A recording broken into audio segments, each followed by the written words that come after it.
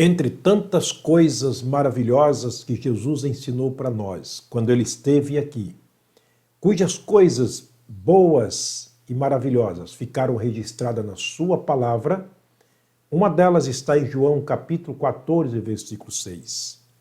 Ele nos alerta dizendo: eu sou o caminho e a verdade e a vida. Ninguém vem ao Pai senão por mim. Portanto, eis aqui uma grande verdade de Deus na pessoa de Jesus para todos nós. Você já viu aquela expressão que todos os caminhos levam a Deus?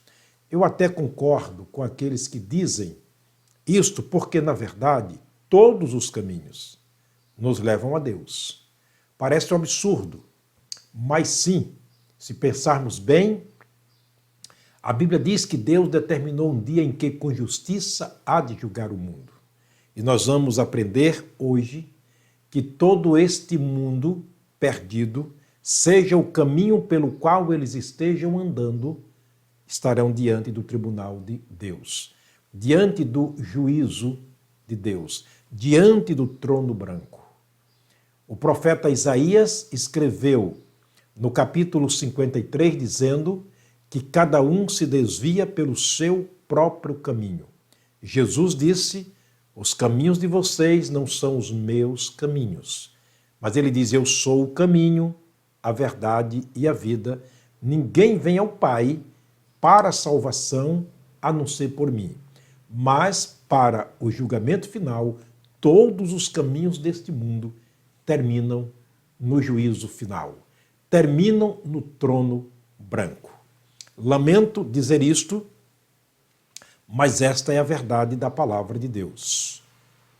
Já dissemos aqui e afirmo mais uma vez: Deus é tão bondoso que permite andarmos pelo caminho que quisermos, plantarmos a semente que quisermos, mas Ele é tão justo que só permitirá colhermos o que nós semearmos. Paulo, escrevendo aos Romanos, ele disse para que os romanos salvos considerassem duas coisas do Senhor: a sua bondade e a sua severidade. Deus é totalmente bondade, ele não tem bondade, ele é a própria bondade. Mas Deus não tem severidade, ele é a própria severidade, ele é a justiça. Portanto, ele tem determinado um dia em que com justiça há de julgar o mundo. E de todos os caminhos deste mundo pelos quais estejamos andando, estaremos diante ou do tribunal de Cristo para a justificação, como aprendemos na mensagem anterior, no caso dos salvos, que andaram pelo caminho certo e seguro, que é o Senhor Jesus, ou pelos diversos caminhos que este mundo oferece, e, na verdade, todos esses caminhos se unirão ou chegarão, levarão as pessoas para o juízo final diante do trono branco. Nós vamos ver isto que João escreveu para nós, uma das revelações que Deus deu a João, seu servo, para escrever para nós, a fim de que nós estivéssemos inteirados desse fato, é o julgamento final. É disso que vamos falar nesta mensagem. Quero convidar a você a abrir a sua Bíblia, se for possível. Se não é possível agora, que depois você o faça. Por favor, leia o texto, repita quantas vezes você puder e com certeza Deus te dará o entendimento. Apocalipse capítulo 20. Nós vamos fazer a leitura dos versos 11 a o verso 15. Diz o seguinte: João estava vendo através da revelação que Deus lhe mostrava, como que lendo em um telão. Deus mostrando para ele como se fosse o trailer de um filme que será exibido e apresentado no futuro.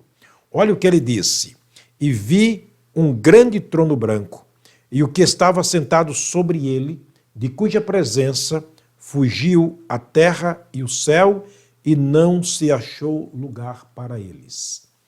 Verso 12 ele diz: e vi os mortos, grandes e pequenos, que estavam diante de Deus, e abriram-se os livros, e abriu-se outro livro que é o da vida, e os mortos foram julgados pelas coisas que estavam escritas nos livros, segundo as suas obras. Verso 13. E deu o mar os mortos que nele havia, e a morte e o inferno deram os mortos que neles havia, e foram julgados cada um segundo as suas obras. Verso 14. E a morte e o inferno foram lançados no lago de fogo. Esta é a segunda morte. O verso 15 ele afirma dizendo: e aquele que não foi achado escrito no livro da vida foi lançado para dentro do lago de fogo. Que texto interessante, curioso, mas nos traz um certo arrepio quando lemos. Mas não tenha medo. Tudo que foi escrito para o nosso aviso. Sim, Paulo escreveu isto aos romanos. Tudo quanto Dante foi escrito para o nosso aviso, a fim de que pela consolação e paciência das Escrituras, nós ganhemos e tenhamos esperança. Portanto, o Apocalipse ele está dividido em partes.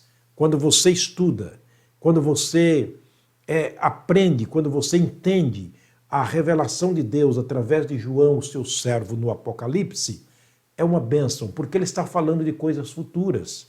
E ele está tentando nos livrar deste momento terrível. Ele está tentando nos guardar desta hora da tentação que há de vir sobre todo mundo, para julgar a todo mundo. Portanto, esse texto mostra com muita clareza, muita nitidez, muita certeza o momento quando o mundo será julgado por Deus. Sim, este mundo para o qual Jesus veio, este mundo que foi o palco de habitação, ou seja, o habitat de Jesus, durante aproximadamente 33 anos. E ele viveu aqui conosco. A Bíblia diz que ele se tornou carne, o Verbo se fez carne e habitou entre nós. E vimos a sua glória como a glória do unigênito do Pai. João capítulo 1, verso 14. Então esse mundo que experimentou, esse mundo que viu de perto a presença do Salvador, este mundo que teve a grande oportunidade de tocar no Salvador, de recebê-lo como seu Senhor, de recebê-lo como seu mediador entre ele e Deus, o Pai. Este mundo que experimentou as maravilhas de Jesus, como Paulo escreveu, ou seja, Lucas escreveu em Atos dizendo que ele foi ungido por Deus e andou por toda parte fazendo bem a todos, desencarcerando os encarcerados de Satanás. Este mundo que presenciou Jesus, abrindo os olhos aos cegos, fazendo paralíticos levantarem e andarem. Este mundo que presenciou Jesus curando os leprosos. Este mundo que presenciou, que viu de perto, Jesus levantando Lázaro da sepultura após 4 dias já em estado de decomposição. Este mundo que um dia viu Jesus ir para o céu, para o lugar de onde ele havia vindo. Este Jesus, ou este mundo que ouviu Jesus dizer muitas vezes: eu vou, mas eu volto. Este mundo que presenciou a vida do próprio Jesus, perguntando e recebendo respostas e recebendo dele as melhores instruções. Este mundo que um dia foi banhado com a sua presença. Este mundo que um dia foi palco dos grandes discursos de Jesus, dos grandes apelos de Jesus. É o mesmo mundo que ouviu Jesus dizer em Mateus 11, 28, 29 e 30. Vinde a mim todos vós que estáis cansados e oprimidos, e eu vos aliviarei. Tomai sobre vós o meu jugo e aprendei de mim, que sou manso e humilde de coração, e achareis descanso para as vossas almas. É este mundo que rejeitou Jesus durante o tempo da graça, que vai estar agora diante dele, neste momento horripilante, neste momento terrível, nessa última caminhada, nesse último passo da sua existência.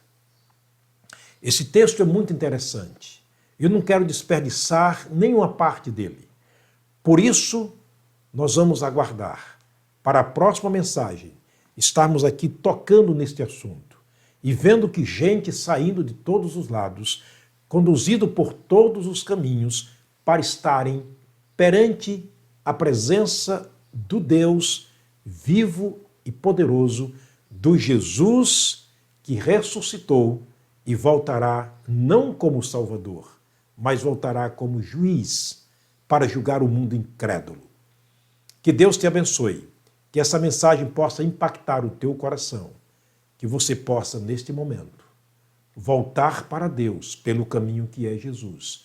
Não há outro caminho, não há outra porta, não há outra verdade, não há outra vida, não há outra solução, somente Jesus. Só Jesus.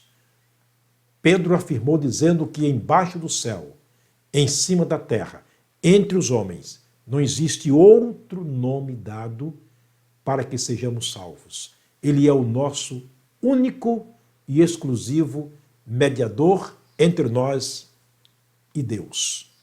O Senhor te abençoe. Eu quero terminar orando. Pai, muito obrigado, meu Deus, porque o Senhor tem nos dado a liberdade, tem nos dado, Deus, a graça de, através da tua palavra, exortar, ó Deus, as pessoas que nos acompanham, tanto para o crescimento espiritual quanto para a salvação em Cristo. Nós agradecemos por esses momentos e pedimos a tua graça, Senhor, a graça salvadora para aqueles que não são ainda salvos. Nós oramos com gratidão no nome de Jesus, o nosso Salvador. Amém. O Senhor te abençoe, o Senhor te guarde. Eu te espero na próxima mensagem, se o Pai do céu nos permitir. Forte abraço, até lá.